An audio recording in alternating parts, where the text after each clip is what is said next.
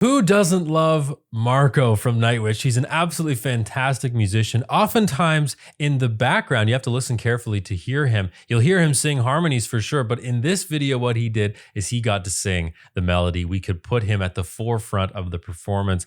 I loved this performance. We got a little bit of everything, and you're gonna love it too. So let's dive right in. An old man by a seashore at the end of day gazes the horizon with sea winds in his face. Tempest tossed silent, seasons all the same. Anchorage and painted and a ship without a name. Sea without a shore for the vanished one unheard. Lightens the beacon light at the end of the world, showing their way, lighting hope in their hearts. Once in their travels homeward from afar. Oh, okay. So this is cool. This is just Marko for now. And I think this is a song that was written by him. This recommendation comes from Buy Me a Coffee, and they left a little bit of information. But written by Marko, I think from Dark Passion Play, and was really quite a hit, I think, when it was released. Marko's got such a great voice, and I'm so glad that we can, in this video, pay attention and focus on Marko's voice specifically. And he really does suit this kind of folk songy kind of vibe, I think. And the fact that he wrote this is also really cool. But love the clearness, the cleanliness, the clarity in his voice, and he's got a really great ability to storytell. Like, watch his face when he performs this. Love the double guitar too. That's really cool. Or is that a guitar and a bass? Oh, that's really cool. One half is a guitar and the other is a bass. That is fascinating. He's such a talented guy. Eli jos mä soitaisin kertosäkeen, niin te varmaan laulatte mukana. Laulatte? Okei, sit se vedetään. This is for long forgotten, light at the end of the world, horizon crying, the tears he left behind long ago.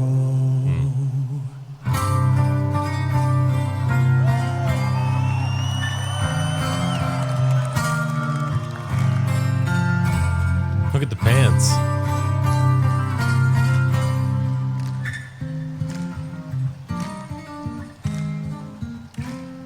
The albatross is flying, making him daydream.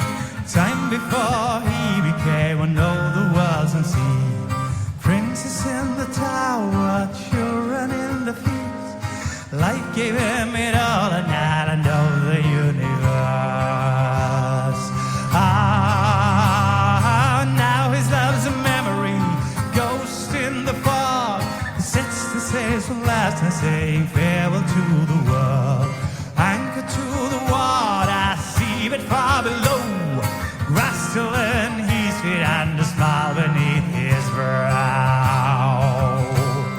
His voice is so well suited to this kind of style of music. And I know he wrote it, so maybe during the writing process, he was really thinking of his own voice in mind, like keeping it in mind. That's something actually I work on quite a bit whenever I work with a singer-songwriter. We try to pinpoint, okay, what is your voice good at? Are you good at singing really high or really low? Do you have a clear voice? Are you good at storytelling? Yada, yada, yada. Kind of go through some of the characteristics of their voice and their musicality, and then write the song, at least in some part, in a way that will help promote and bring out the best in their voices. And with Marko, what I hear is a very clear voice, really beautifully clean. He's got the option and he's got the ability to distort it up a bit and do some growls and things like that. But a very, very clear voice. The text is very clear too. That's not easy when English isn't your first language, to be able to spit out English text, but he can really do that well. So you understand everything, even though you have the captions on the screen. So he's really bringing out the best of his voice, and I'm happy to hear that. It's actually quite light and beautiful in texture as a sort of default sound, and it's so cool to hear that he's got the ability to do other things, but this voice is very clean and clear. Must be a really cool feeling to have, hundreds and hundreds of people, thousands of people in a stadium singing along with you on a song that you wrote. That must be a really cool feeling. I don't do any songwriting myself, but I can imagine the feeling is really cool. And I don't know what bin to put Marko in. Maybe I don't even really want to in terms of voice types, but I would say he's probably a higher, lighter baritone that has an upper extension. Just hearing the timbre of this voice, he's not super, super high, but he's got a lightness to his voice. This is for love forgotten, light at the end of the world, horizon crying, the tears he left behind long ago. He keeps doing this where he finishes the phrase and he does something really, really soft, like brings it way in. Go. Earlier on, he did kind of a vocal fry, cracky thing, which is super cool. I'm wondering if the other singers will, or the other band members will join him, or if this is just going to be him the whole time. Either way, fantastic.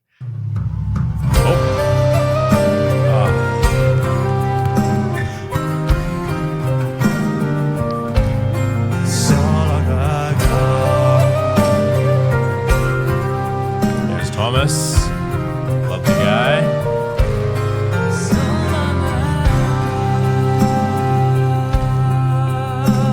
Surprise!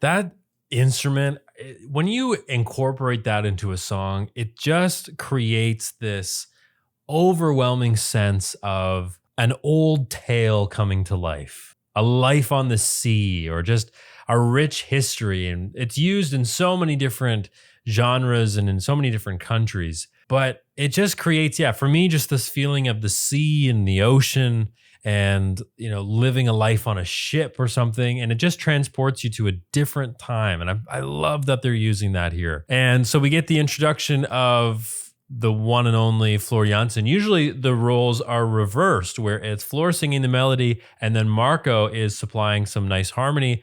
This time it's the opposite. And I love that. It's nice to get Marko at the forefront with this beautiful voice of Floor Jansen coming in, supporting the harmony behind. It's just absolutely lovely. So now we get Marko in a different spot in his voice. For the first 3 minutes or 2.5 minutes, it was very much just like simple storytelling. And now he's really kind of belting it out. He's gone higher in his voice. I might take back my comments on high baritone. I'm not entirely sure yet. He's definitely a higher singer. He's not a low baritone or a bass or anything like that. Higher baritone, maybe a tenor. Maybe he doesn't even really need a classification. He's just a good singer.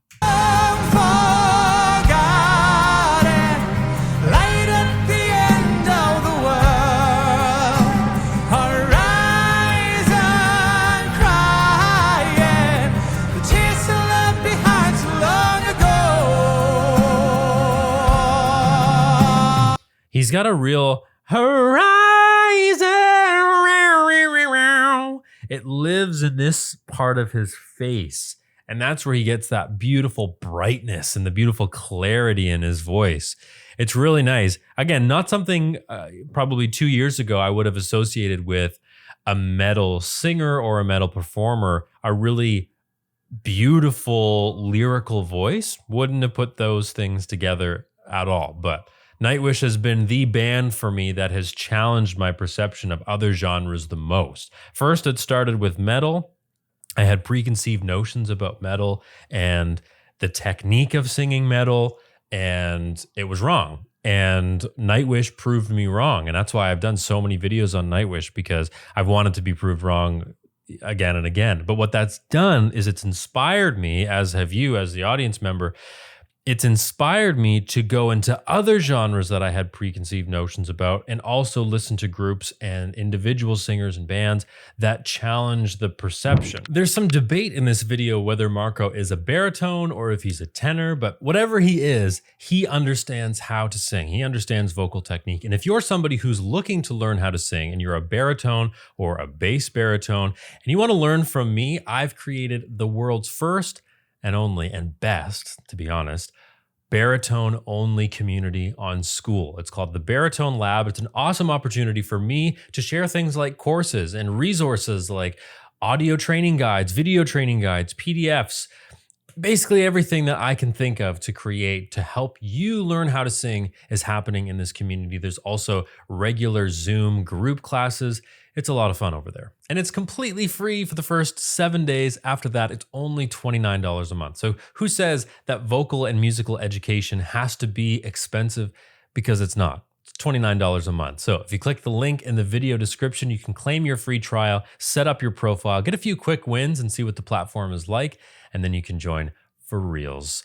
Would love to see you over there, but let's get back to the video. Let's not forget, a majority of my vocal training and musical training comes in a classical music setting. I've done a lot of opera, I've done Baroque music, I've done pure classical music.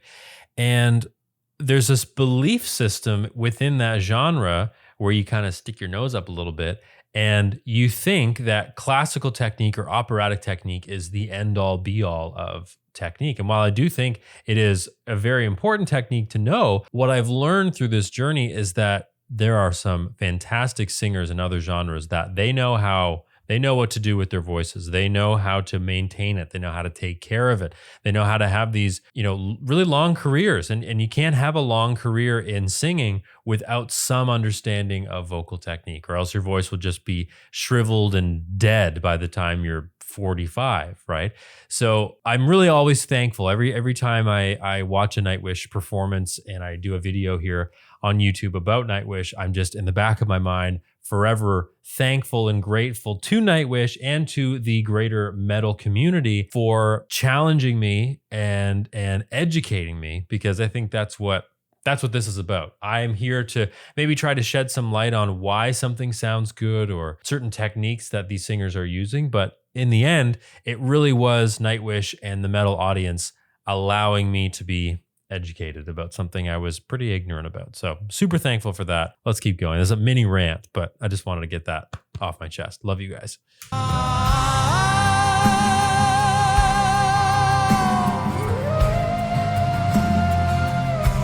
Shredding it. Oh, yeah.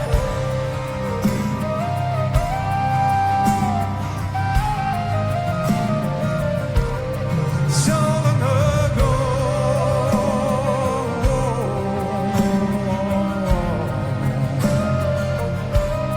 so long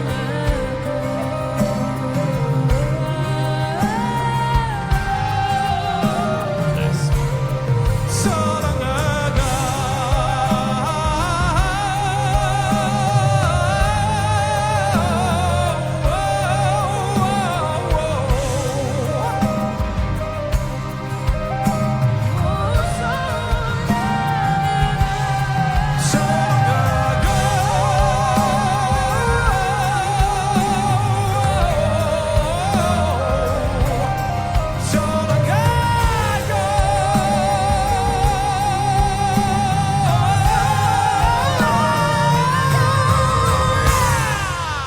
Wow. Nice.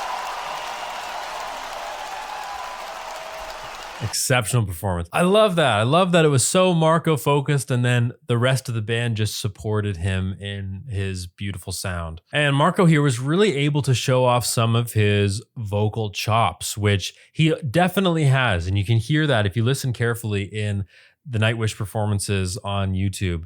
Oftentimes he's playing and he's singing backup vocals, and Flora is, or whoever the lead singer is at the time, is taking the lead. But it's nice to hear him take the forefront on a song that he wrote, I'm pretty sure. And yeah, really well written song. It was definitely a different style, more folk song kind of feeling. Of course, we had that flute recorder thing going on to bring us to a different time and a different setting. It's just fantastic. But just this audience loved it. I loved it. I'm sure you loved it too.